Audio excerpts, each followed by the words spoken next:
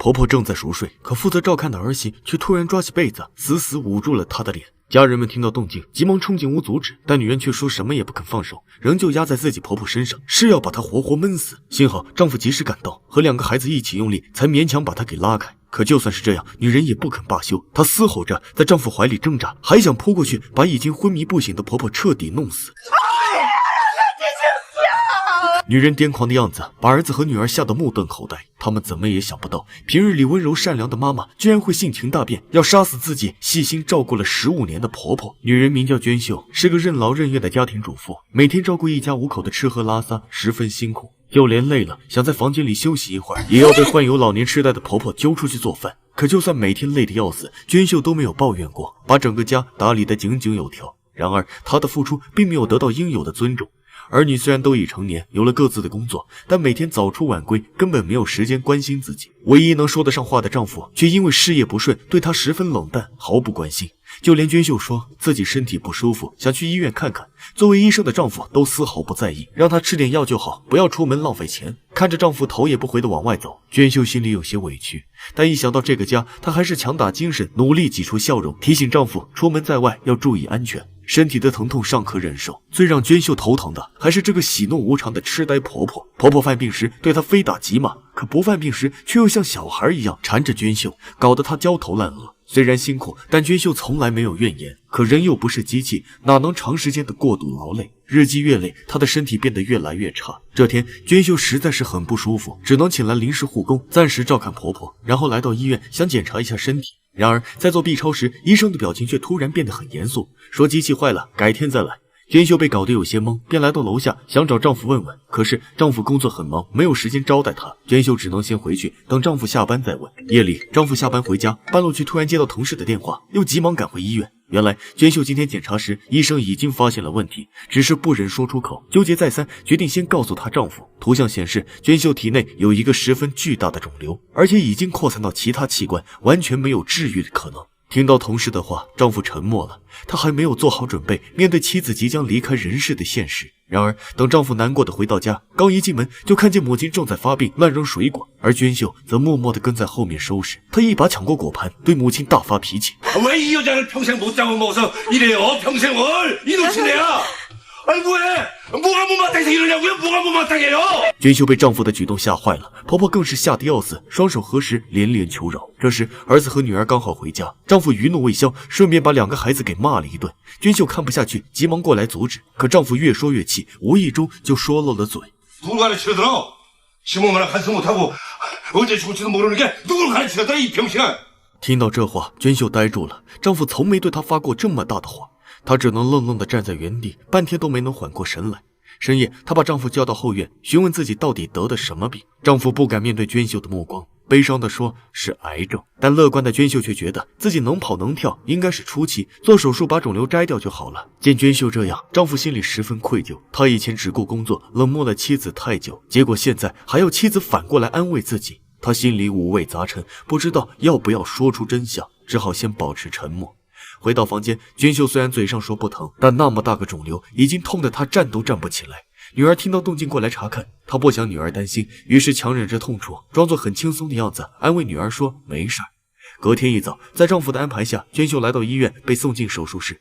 丈夫作為醫生，雖然知道希望渺茫，但還是親自到場，想為妻子爭取活下去的機會。然而手術剛進行到一半，他便徹底陷入了絕望，情況比想象的還要嚴重。如果強行手術，妻子可能永遠不會醒來，什麼也不做，反而還能再堅持一段時間。丈夫放下手術刀，悲痛地轉過身，摘下口罩，他眼裡含着淚水，讓同事們放棄手術，重新縫合傷口。剛走出手術室，丈夫便再也撐不住，跪坐在地上，哭得像個孩子。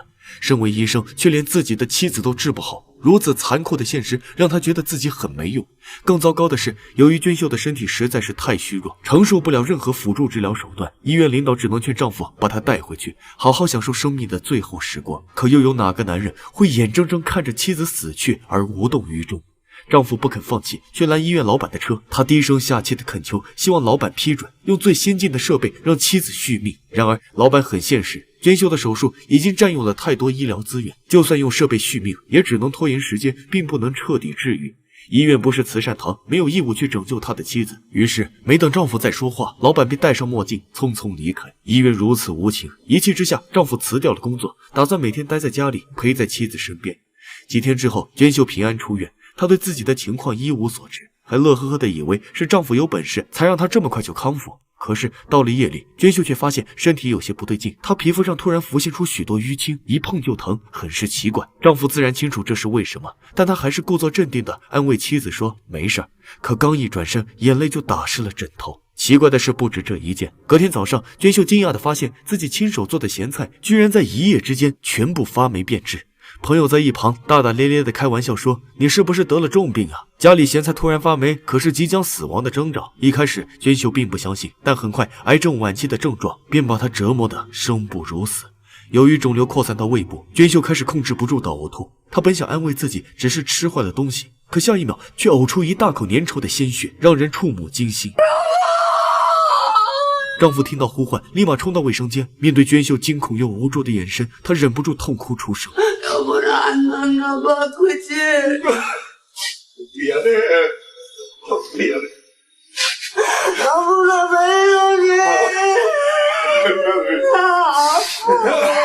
面對娟秀的疑問，丈夫不知該如何回答，只能不停地幫她擦去嘴角的血跡。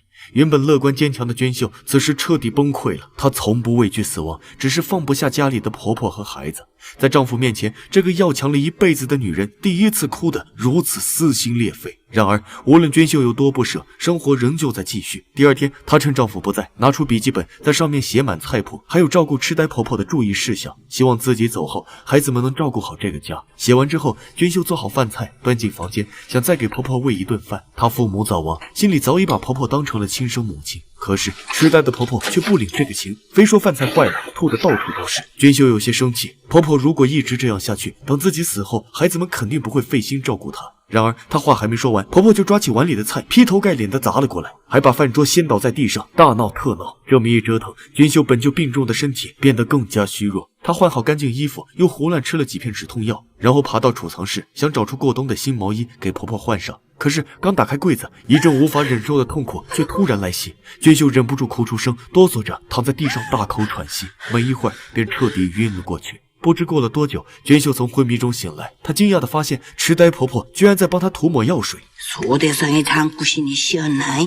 이 치몸 아픈 줄도 모르고 미정 곰탱이처럼 이 참말. 娟秀很感动，以為婆婆恢復了正常，於是虛弱地叫了一聲媽媽。可接下來婆婆痴呆的舉動很明顯是在犯病，讓她哭笑不得。婆婆的溫柔讓娟秀很是開心，晚上她特地買了許多東西，準備做一頓好吃的慶祝。可剛進家門，